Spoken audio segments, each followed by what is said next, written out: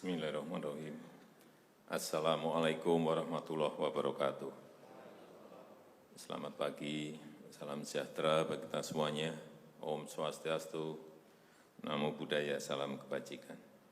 Yang saya hormati Bapak Wakil Presiden, para Menko, para Menteri, yang saya hormati seluruh ketua dan pimpinan lembaga yang hadir, yang tidak bisa saya sebut satu persatu.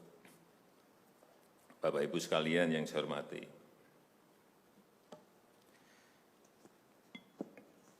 suasana dalam 3 bulan ke belakang ini dan ke depan, mestinya yang ada adalah suasana krisis. Kita juga mestinya juga semuanya yang hadir di sini sebagai pimpinan, sebagai penanggung jawab, kita yang berada di sini ini bertanggung jawab kepada 260 juta penduduk Indonesia. Ini tolong digarisbawahi. Dan perasaan itu tolong sama, kita sama. Ada sense of crisis yang sama.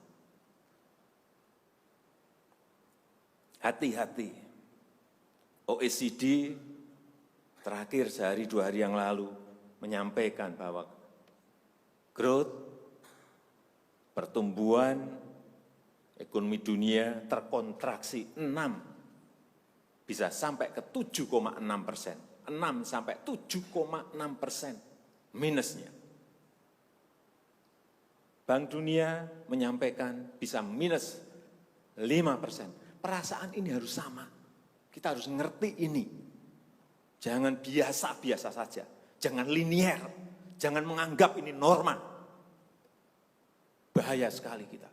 Saya melihat masih banyak kita yang menganggap ini normal. Nah, kalau saya lihat, Bapak, Ibu, dan saudara-saudara masih ada yang melihat ini sebagai sebuah masih normal, berbahaya sekali. Kerja masih biasa-biasa saja.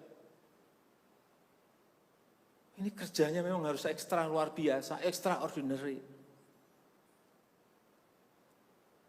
Perasaan ini tolong sama. Kita harus sama perasaannya, kalau ada yang berbeda satu saja sudah berbahaya. Jadi, tindakan-tindakan kita, keputusan-keputusan kita, kebijakan-kebijakan kita, suasana adalah harus suasana krisis.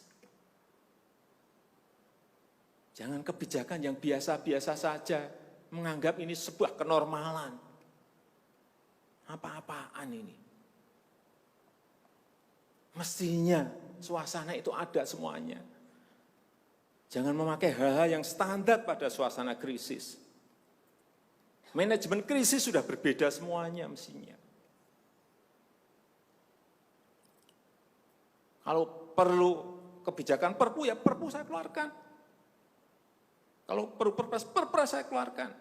Kalau saudara-saudara punya peraturan menteri keuangan, keluarkan untuk menangani negara, tanggung jawab kita kepada 267 juta rakyat kita.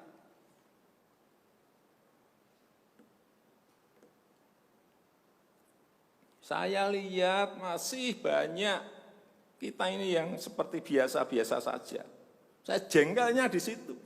Ini apa enggak punya perasaan? Suasana krisis.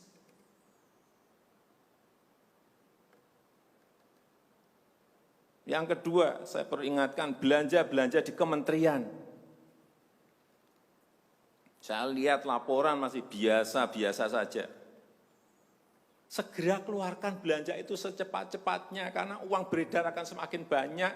Konsumsi masyarakat nanti akan naik. Jadi belanja-belanja kementerian tolong dipercepat. Sekali lagi, jangan menganggap ini biasa-biasa saja. Percepat, kalau ada hambatan, keluarkan peraturan menterinya agar cepat. Kalau perlu perpres, keluarkan perpresnya. Untuk pemulihan ekonomi nasional, misalnya saya berikan contoh.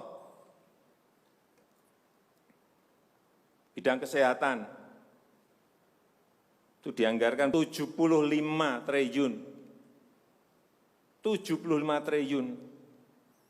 Baru keluar 1,53% coba. Uang beredar di masyarakat kerem ke situ semua. Segera itu dikeluarkan dengan penggunaan yang tepat sasaran, sehingga men-trigger ekonomi. Pembayaran tunjangan untuk dokter spesialis, untuk tenaga medis segera keluarkan. Belanja-belanja untuk peralatan segera keluarkan. Ini sudah disediakan 70-an triliun seperti itu.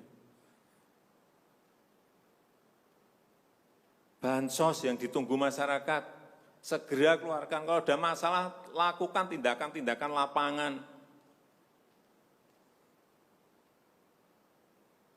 Meskipun sudah lumayan, tapi baru lumayan. Ini extraordinary.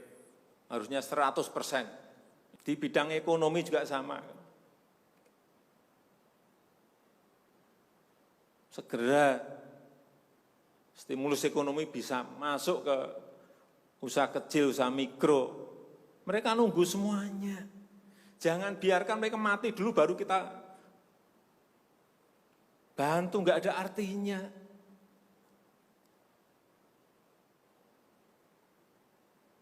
Berbahaya sekali kalau perasaan kita seperti nggak ada apa-apa, berbahaya sekali.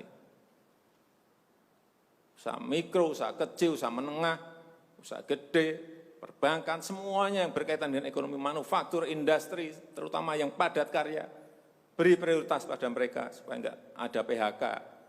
Jangan sudah PHK gede-gedean, duit rupiah pun belum masuk ke stimulus ekonomi kita. Hanya gara-gara urusan peraturan. Ini extraordinary.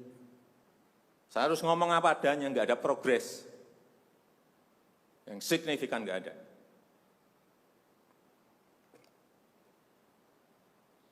Kalau mau minta perpu lagi, saya buatin perpu. Kalau saudara belum cukup, asal untuk rakyat, asal untuk negara. Saya pertaruhkan reputasi politik saya.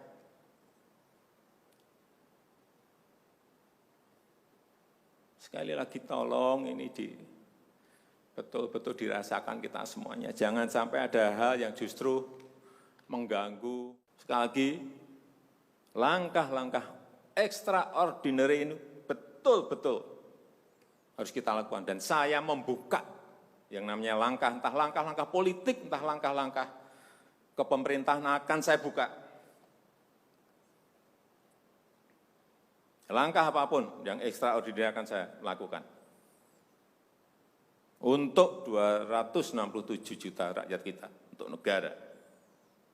Bisa aja membubarkan lembaga, bisa aja reshuffle, udah kepikiran kemana-mana saya. Entah buat perpu yang lebih penting lagi, kalau memang diperlukan, karena memang suasana ini harus ada.